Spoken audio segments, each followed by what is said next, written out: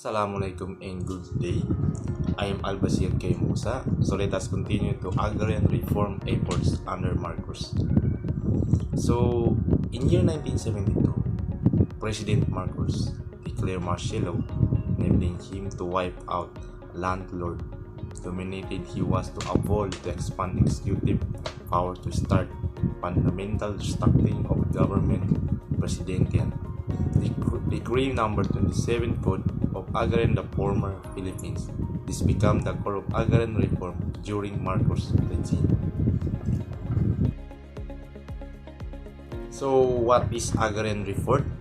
It is concerned with the Marcos development of the farmers' economic, social, and political transformation, and it is defined as the practication of full system of agriculture.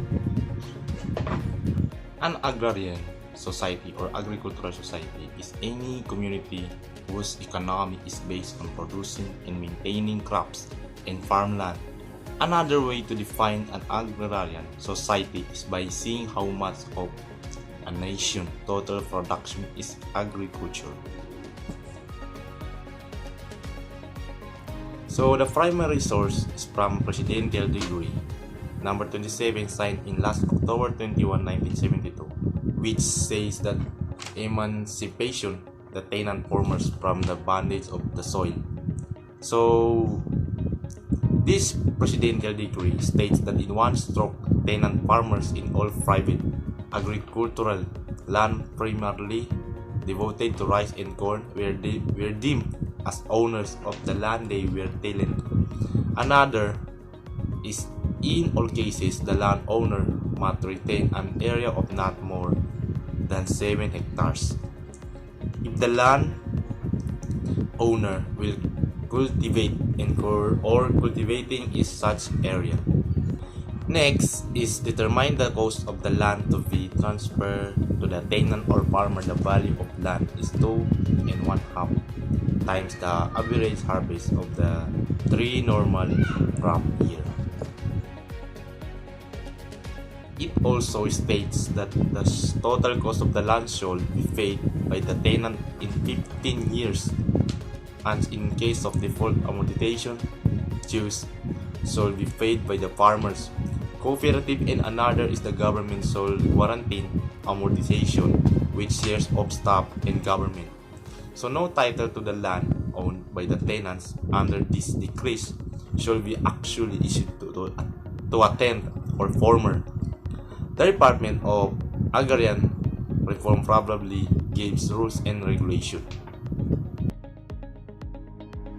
Under the Rights of Sufficiency program, which is called the Masagana, 99 farmers were able to borrow from the banks and process 3 hectares of land agricultural inputs. Gayunpaman, ang uri ng Panginoon may lupa ay nakahanap pa rin ng mga paraan upang iwasan ang batas.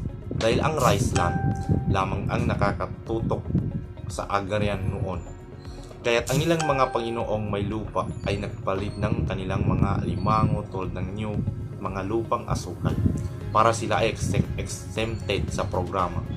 At mga halamang pinagtatrabuhan ng mga sahod na manggagawa din. Exempted, kaya kinakailangan na lang paalisin ng landline elite ang kanilang tenant at hard workers.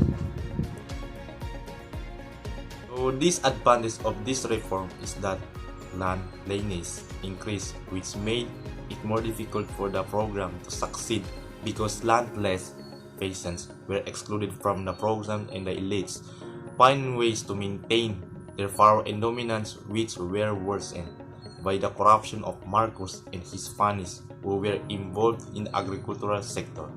And that's all. Thank you and wassalam.